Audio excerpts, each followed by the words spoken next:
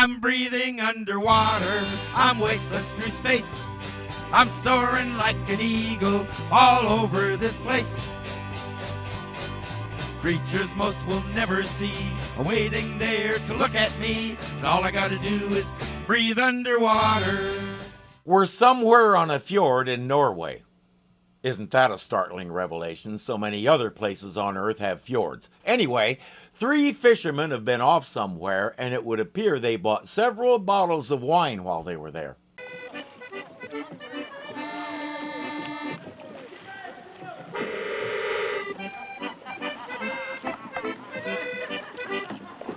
I don't know if he bought the concertina while he was there or if he took it with him, and it really doesn't matter. What does matter is very little of that wine is going to make it to shore still in the bottle. Look, I don't care if it's a rowboat or an oil tanker. Do not try to operate a boat while drunk. It's just as bad as driving drunk. Example, we were out on a dive charter boat one day. We had several divers in the water. The boat was flying the dive flag, and we were doing everything properly. Some clown in a speedboat came zipping along right toward where our divers were. The captain and all the rest of us tried to wave him away, but he kept coming. He went right over them, gave us the finger, and held out a beer at us. He could easily have killed a diver coming up. Just don't do it. These guys are going to learn that lesson the hard way.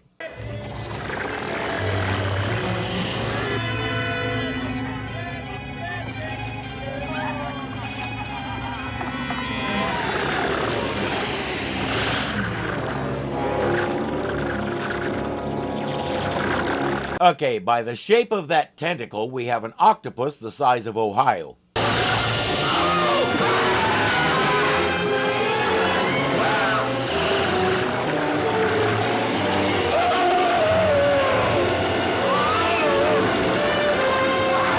Except those paddles go on a squid, not an octopus. As far as my extensive research has been able to discover, Irwin never did learn the difference between the two. The boat is destroyed in a few seconds. Only one man survives. And from deep in the misty fjords of Norway, in the little village of Tana, a bruised and battered fisherman babbles of gigantic sea monsters. The only survivor of the attack has come out of his coma long enough to tell how the monster enveloped his boat, crushed it like an eggshell, and devoured his 2 companions. On the coast of Puget Sound between Seattle and Tacoma, there's a small research arm of one of the local universities called the Mast Center. They have things like touch tanks for the children to examine, big tanks with local fish and other wildlife, and every so often someone goes out into the sound and captures a young giant Pacific octopus for study. Don't panic, these animals are treated like royalty, and the center only keeps one for 6 months. After that, they make an event out of releasing it back into the wild. One year, I was on station as one of about 6 videographers there to record the event. The way it usually goes, the octo is in a bucket with a bunch of holes in it. They lower the bucket into the water and down to the bottom where it tips over, and the octopus just heads out. This octopus wasn't about to wait that long. The bottom was about 30 feet down, but when the bucket got to about 10 feet, our star had had enough. She climbed out of the bucket, spread her mantle out, and glided down to the bottom. Now, I have to pause here to tell you that the giant Pacific octopus's favorite food is another local star, the red rock crab. The crabs know this, so they tend to run and hide when there's an octopus in the area. Our octopus got a few feet from the bottom and spotted a crab skittering away. What these guys do is they spread that big fleshy mantle of theirs out so the tentacles look like webbed fingers, then they just envelop the crab. It can't get away, and all the surfaces in there are nice and smooth, so it can't even pinch anything. Once it's trapped, the octopus will head back to its den and then enjoy a leisurely meal. We all laughed when our subject caught that crab, but none of us saw the second crab also trying to run away. The octopus did. Next thing we know, she's got 2 crabs in there, and the only thing they can try to fight to get out is each other. There was a big pipe-like structure nearby, and as quick as she had her 2 meals, she ducked into it and disappeared. And we humans are so callous and unfeeling, we didn't even play taps for the crabs. How gauche. I tell that story partly because it was just too much fun to watch, and partly to illustrate that it's not unbelievable for an octopus to grab 2 meals instead of just 1. I can say with confidence that it didn't kill those men. It pulled them under and they drowned, after which the octopus most likely dined on them. Happy story. Authorities in Oslo are openly skeptical of all stories about sea monsters, but state that an investigation into the disappearance of the 2 fishermen is now underway. The guys on the Seaview know such monsters exist. They've encountered them multiple times. Nobody seems to remember that. You believe it? Sea monsters? Even if I saw one, I wouldn't believe it. You saw 2 in the first episode, Captain. Maybe you need to start keeping a personal log like Captain Kirk so you remember these things. I don't dismiss it so casually. There are depths we've never reached. Now, who's to say what's going on down there? And we'll never find out if men close their mind to the improbable, just because it is improbable. I stand chastised. I'll let you take care of you. Well, not me. I'm a firm believer in sea monsters. Me too. So far, I haven't run into any that could destroy a small boat, but I've encountered several that were at least as big as I am. This guy was a good example. You can't see it in this video, but there's a female back there under the overhang, and this huge male is protecting her. Before long, he started rippling back and forth across that opening, attempting to intimidate us and scare us away while his mate laid her eggs. And those tentacles you see are close to 10 feet long. Scary? Not really. They aren't aggressive. Mainly, they just want to be left alone. Later, this guy will go away while the female will stay in the den and guard her eggs, not eating or anything else. She will literally give her life for those eggs. Meanwhile, that poor male doesn't have a good future either. See, his sperm packets are on the end of one of his tentacles. Octos mate once in their life. He puts that tentacle with the sperm into her mantle and it breaks off. That's right, guys. He gets to get busy with a lady one time, and when he does, his thingy breaks off. After he's done with that, he literally goes insane and wanders off to die. You can't blame him. Admiral, there's a further radio report on the sea monster. Thank you, Chip. Pipe it in. The survivor, Johann Rolvag, describes the monster as a snake-like giant with mottled yellow and black scales and circular suction cups along its body. The attending physician reports that Rovag's body is a mass of circular Wilson holes. However, the doctor... It's not impossible for an octopus to get that big. Again, I've seen some that come close. The puzzle has to do with the location. Norway is a lot further north than Puget Sound is, and the water is considerably colder, which should prevent the local mollusks from growing that big. An octopus in those waters and that size? Impossible. I know, it doesn't make sense, but the description fits. But I've caught an octopus on more than one occasion. They're small and they're shy. Did you ever catch one in Puget Sound, Admiral? If you caught it with a hook or anything else artificial, you could go to jail. It's legal to hunt giant Pacific octopus, but only with your hands. No weapons allowed, and if you get caught, the law takes a very dim view of what you did. True, but if one of them ever reached the size that poor fisherman says it was, it could give anything afloat a run for its money, and I mean a run. You make it sound as though it really exists. The story is true. The possibilities for scientific research are fantastic. One of the things I like most about Admiral Nelson, and in particular the way Richard Basehart played him, is this. He holds the rank of Admiral in the U.S. Navy, but he's not a military man. His standing in the Navy gives him the resources he needs to pursue his true passion. Harriman Nelson is first, last, and always a scientist. He sometimes has to engage in military operations. That's the nature of the beast. But that's not what he cares about most. He wants to know. He wants to discover. He wants to find a good scientific mystery and play detective. I can appreciate that. I decided at an early age that before I leave this earth, I want to know something about everything. This is why I really like Richard Basehart in the role and wasn't that crazy about Walter Pidgeon. The Nelson of the movie was a bit of an egomaniac, not to say pompous and abrasive. Our Nelson here doesn't take any crap from anybody, but he's calm and subdued about it. He uses reason and science to make his points without screaming. What a concept. He also shows the highest regard for his crew. As I've said before, the relationship between Captain Crane and Admiral Nelson as it relates to running the boat is a little fuzzy, but it's plain to see that either of them would take a bullet for the other, and they would both take a bullet for any other member of the crew. They both acknowledge the massive contributions of the crew and frequently say thank you and such when a man carries out an order. That's what we call respect. I didn't see it in Walter Pidgeon's portrayal. Richard Basehart practically exudes it. Lee, how long will it take you to set a course for Tanner? About 3 minutes. Set it. Aye, sir. Duh. Why do you think he asked that question? They'll set their course and submerge to 90 feet for the journey. 90 feet is a comfortable diving depth for me, although in Puget Sound the really interesting life is up around the 30 to 60 foot range. I don't like to go deeper than 90 feet because of something called nitrogen narcosis. When you get too deep, the nitrogen in your body does weird things to your brain. Nobody's been able to find out why or how it happens or what to do about it, and a lot of people compare it to being a little drunk. There are stories, probably urban legends, of narked people drowning because they took their air regulator out of their mouth and tried to give it to a fish so the poor thing could breathe. Some people like it.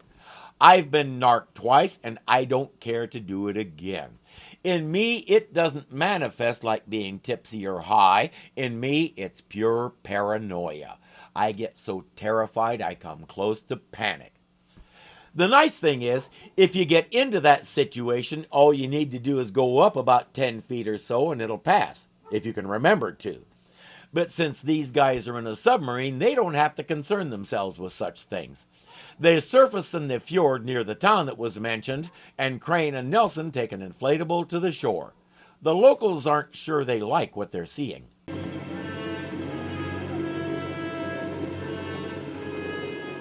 We have fishermen going and suits coming. The suits are reporters, here for the same reason the Seaview is. Well, if you've come to see the survivor, your timing is excellent. Doctor promised us we could see Rolveg today. Looks as if he's going to pull through. What do you think of this sea monster story, Admiral? I'll tell you after I talk with Rolvag. Where's everybody gone? Well, the villagers haven't been very friendly. What do they say about the sea monster? Nothing. They're very superstitious about things like this. That's putting it mildly. As much as these people talk, you could swear they don't have mouths.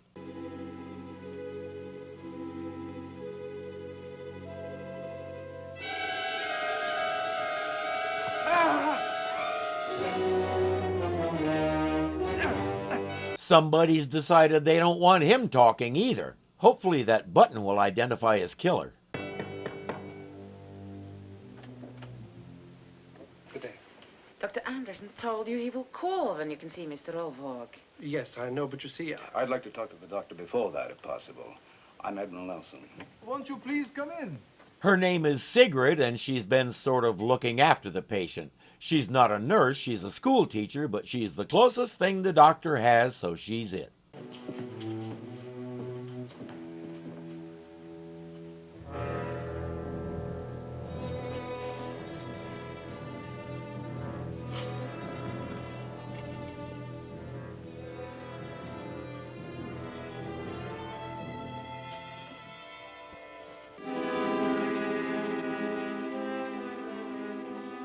I get the feeling she recognizes it. I also get the feeling she's somehow in this thing up to her eyeballs.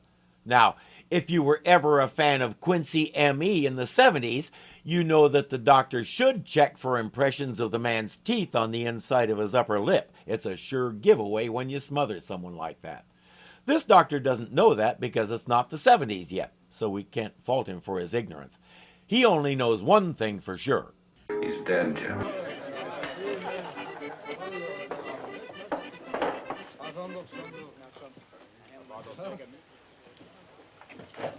All eyes turned to the door when Sure Shot Nelson and the Seaview Kid walked in.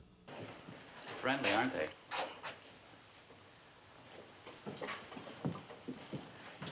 May we sit down? I was expecting friends. Well, we won't stay long. I'm sorry. I didn't mean to be rude. Please sit down. Her stage name was Annalisa. She really was from Oslo, where she learned acting. She came to the States to find better opportunities, but never found them. In 1974, she returned to Oslo, where she lived comfortably and did stage performances for the rest of her life. Sigrid can explain how the patient died. The reporters left town once there was nobody to interview, and the doctor went with them. He suggested that the man died as a result of all those injuries. The word accident, his or yours? Mine. And you don't believe it was a sea monster? 3 half-drunken men in a broken-down boat, trying to find their way home from a party. I find it hard to understand how anyone could take Rolvog's story seriously. What kind of accident made those marks on his body? I don't know why they're not asking her that. You see, if we could find the boat, we'd know if there was any truth to the story. Looking for the boat in the Trondafjord would be like looking for a needle in the North Sea. It's over 2 miles deep in places, you know. Well, you don't mind if we take a look? I'm a stubborn man. It's been very pleasant talking with you. Thank you. Good night. She's not exaggerating. They searched the fjord with all their equipment and come up empty. They are, however, picking up some weird sounds on the passive sonar. The best one to identify these kinds of sounds is Curly. If he can't figure out what it is, it may be a new species. How do you read this, Curly? That's a new one on me, Captain. The closest thing to whales I ever heard. Whales. Well, to me it sounds like whales. First sea monsters, now whales. The next thing you know... Sound general quarters. Battle station. Sonar can't identify what hit them, but Admiral Nelson can, now that he can see them. What are they? Who would ever believe it?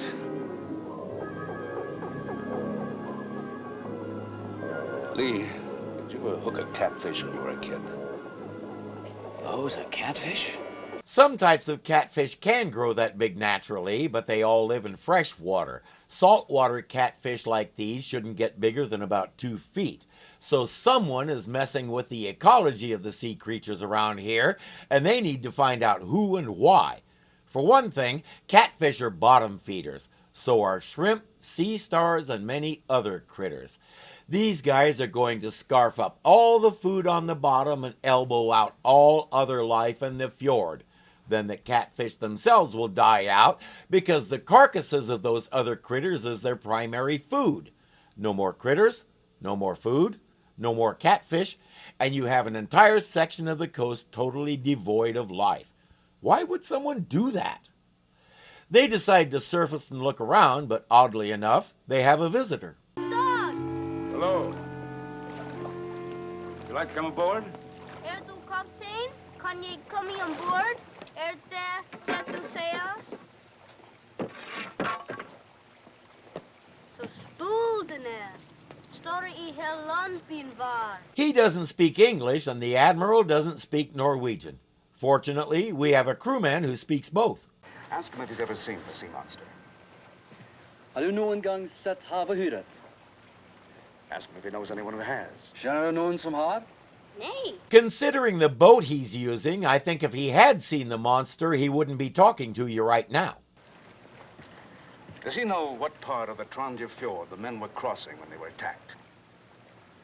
Vet du vilken del av Trondafjord männen krysset när de var angrepne av ohyret? Ohyret har ikke angrepet mennene I Trondafjord. Det var I den forbudte delen, Lurefjorden. He says the monster didn't attack the men in Trondafjord. It was a forbidden area, Lurefjord. That would explain why they can't find the wreck in this fjord.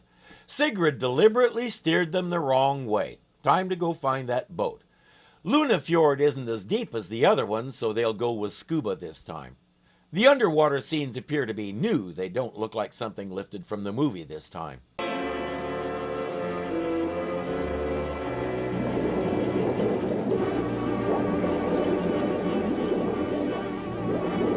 It's amazing what you can find when you look in the right place. And now we know why that octopus attacked the boat. Octos like crustaceans of all kinds. Humarin means the lobster. That octopus just made an honest mistake. Seems to be part of some kind of sea animal. We hacked off this piece, but the rest was too large to bring in. Well, there's no doubt about it now, gentlemen. Do you think it's part of the sea monster? A small part. A very, very small part. But you're safe if you don't name your boat after his food. Name your boat Shimpahai and he'll probably leave you alone.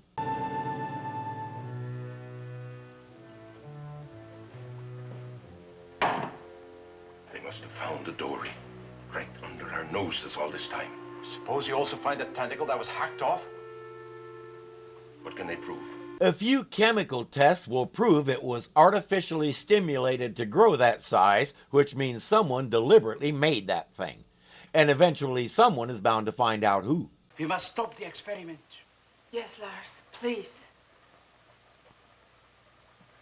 Unfortunately, it's not as easy as that. But 3 men killed. We must stop. For example, we just found out who. He says their deaths are on their own heads. They knew better than to go there. The authorities will not look at it that way. The authorities will never know. Every fisherman in the village knows. They won't talk. We pay them well for their help. They share in the guilt of these deaths. Lars, please. I have done nothing I'm ashamed of. He'll repeat that at least one more time, which proves his conscience is eating him alive. But he seems to be able to hold it off.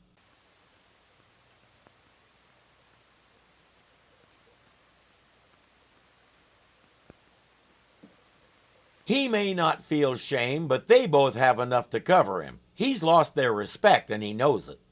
We are making a great contribution to science. Are we to throw it away just because of some idiotic accident? These experiments made sense at the beginning, but not anymore. This monster must be destroyed. Okay, got any ideas how? Or I'll go to the police. So,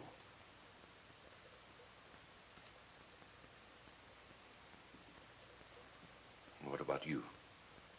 Will you go to the police too? You are my husband.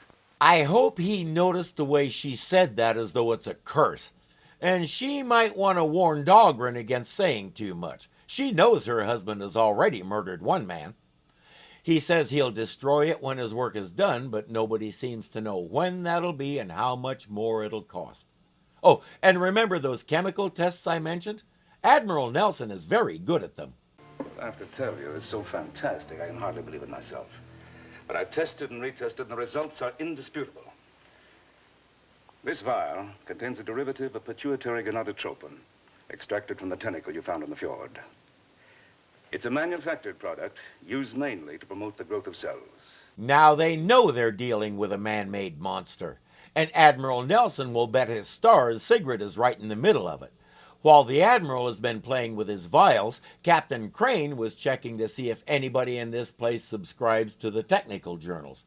Dr. Dahlgren's name comes up. Admiral Nelson knows that name. Yeah, here we are.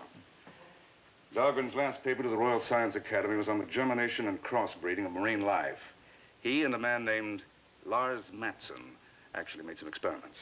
His thesis was that under proper breeding, there would be enough sea life to feed the entire world at an infinitesimal cost. Feeding the world is an admirable goal, but so far Lars is feeding the world to his monster, which sort of defeats the purpose. Dahlgren? Oscar Dahlgren? I know no one by that name in Norway. We happen to know that he does live here. You might as well tell us because we'll find out eventually. You must be mistaken, gentlemen. There is no one by that name in Tana. Have it your way, my friend. I foresee trouble. The next time you see him, tell him I'm looking for him and that I know all about his experiments. Next thing they know, they're down on a beach looking for clues, and they found a big one. Someone is shooting at them. While Nelson keeps this guy busy, Crane will sneak around behind him.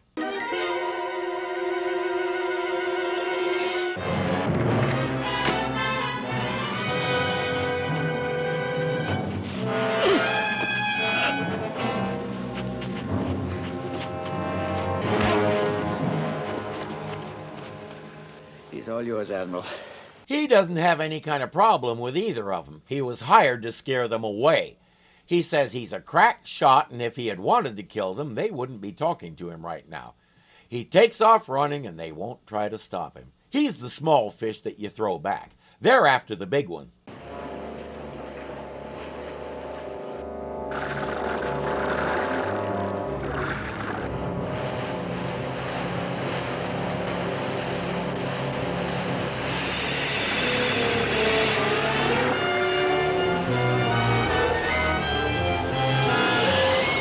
If you watched my review of the movie, you know sawfish are some of the biggest fish out there. And our cephalopod, our squidopus, ate it like an after-dinner mint. I think I finally understand. Dr. Dahlgren was working on crossbreeding aquatic animals, so clearly he crossed an octopus and a squid to produce that. His assistant Hassler doesn't think he should be going down there where that thing is. It's too dangerous. He's shrugging it off, but his wife won't. Admiral Nelson knows about my uncle and the experiments, Lars. What will you do? Does your uncle know? No. Good. It's unfortunate that Admiral Nelson found out. But as long as we keep the two of them apart, we have nothing to fear. So Dr. Dahlgren is her uncle. That most likely explains how the two of them met. He promises her that it won't be much longer. He's almost finished. Secret, I told you I've done nothing to be ashamed of. I explained all that. Can you explain this?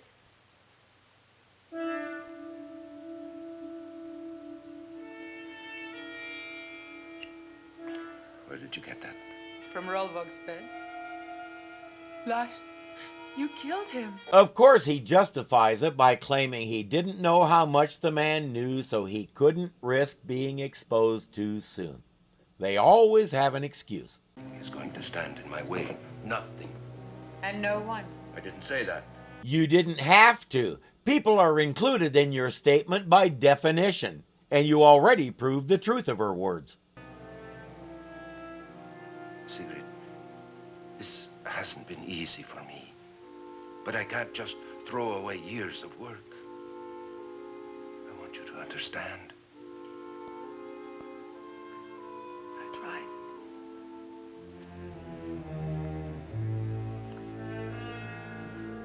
I don't think she's doing a good job of it. The Seaview is sitting on the bottom while Crane and Nelson try to figure this out. But sonar just picked up something weird.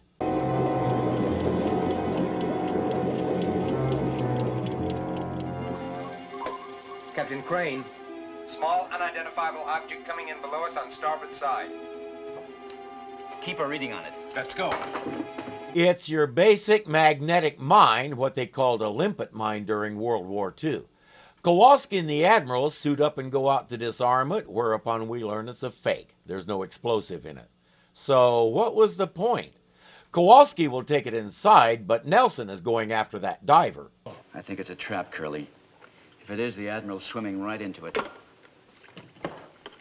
This is the captain. All available divers report to the missile room on the double. Any good seafaring man will tell you the captain isn't always right, but he's always the captain. And in this case, he's also right. This guy is leading the Admiral on a merry chase, and Nelson is following like a faithful puppy.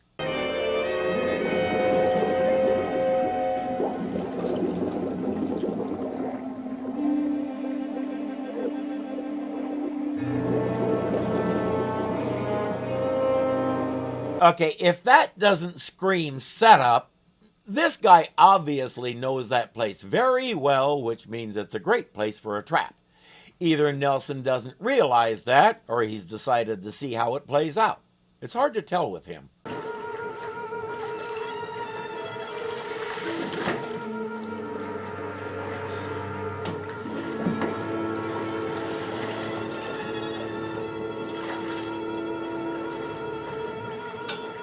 That's the same tank where Lars was feeding his little pet. I guess Fido is somewhere else at the moment.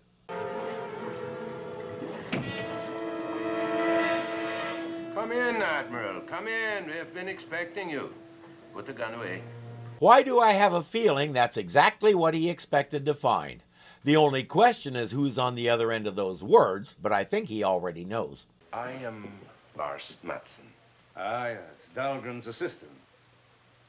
former assistant, my dear Admiral Nelson. You might say the pupil has outstripped the master.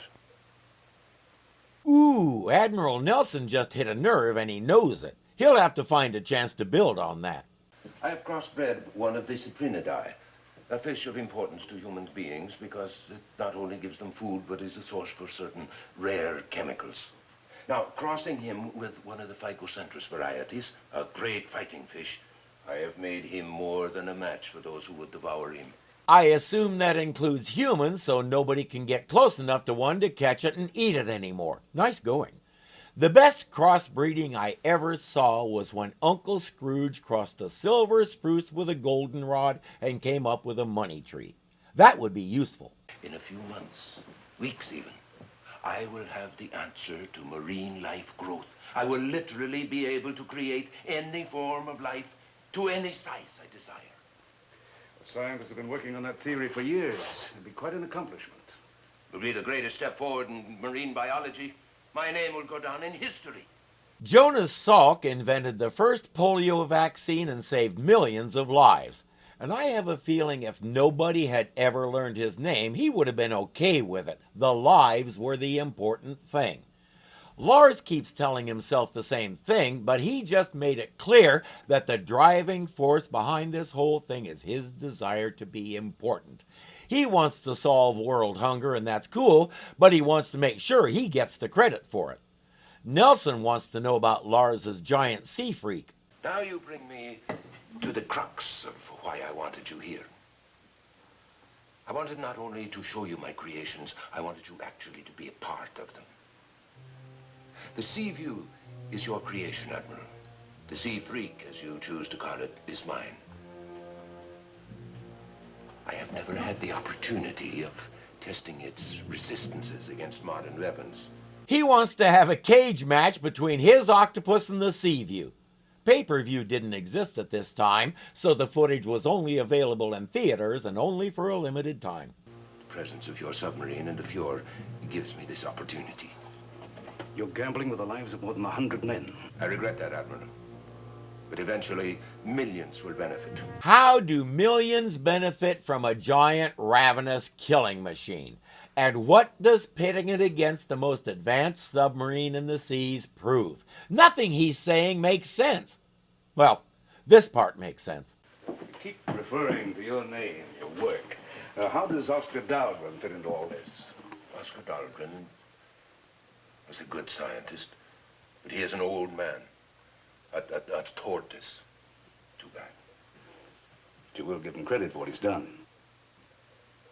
The accomplishment is all mine, Admiral. What I did with my own brain and no one else's. Well, at least it's good to know he's not doing brain transplants, too. It's all about his ego. He watched Dahlgren get all kinds of acclaim while he was the assistant, and he didn't like being the also-ran. We learned from Sigrid that he's been keeping Dahlgren in the dark about all this. But admit it or not, he's still building on Dahlgren's work. Without it, he would have had nothing to start with, and this never would have gotten off the ground.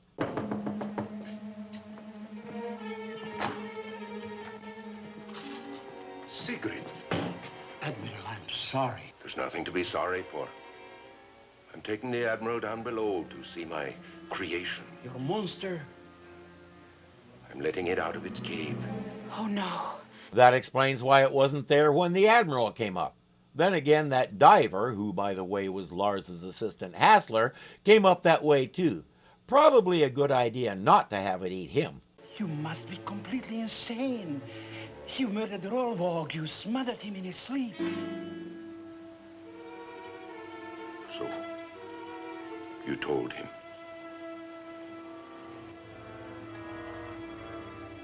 You never tried to understand. She doesn't need to try to understand justifications for murder because there aren't any. That she does understand. No matter. Have them follow me down below and watch them. Come on, move. Move. What are you going to do with us? I think it's pretty obvious they'll never let us out of here. You may never know! Remember how he denied it when she said nobody would stand in his way? While Nelson and Hassler are fighting, Sigrid has made the decision. Lass, I can't let you do this, Lass. Move away from the lever. I don't want to shoot you.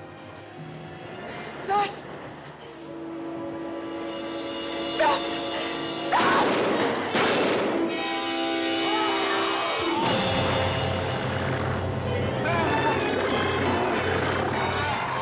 Lars might make it into the history books at that. He could become a footnote on the subject of modern-day Frankensteins who were devoured by their own creations. The gate's open. The monster is free.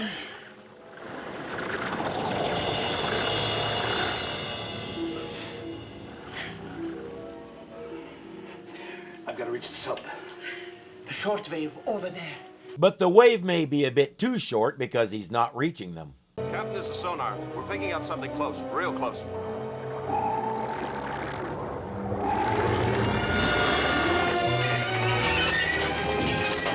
It's hard to get much closer. No maneuver will make it let go. And by the way, in Lars's little experiment, the octopus is winning. Parts of the hull are starting to buckle. We read you, Admiral. Come in. Lee, head for open water. It's too late. We're caught. We can't break loose. Then listen to me. Bring your reactors up to full power, shoot a charge to the hull. That could blow us sky high. Yeah, that would be so much worse than what's about to happen now. Explode or implode makes no difference to the men inside the boat. He'll do it the Admiral's way. He did build this thing, so he probably has some idea what it can handle.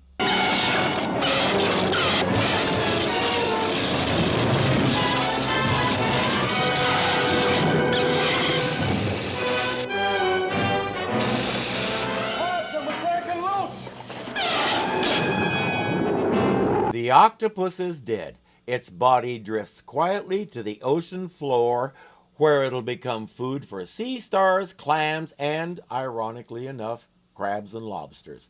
As I've said many times, God has an amazing sense of humor, not to mention conservation.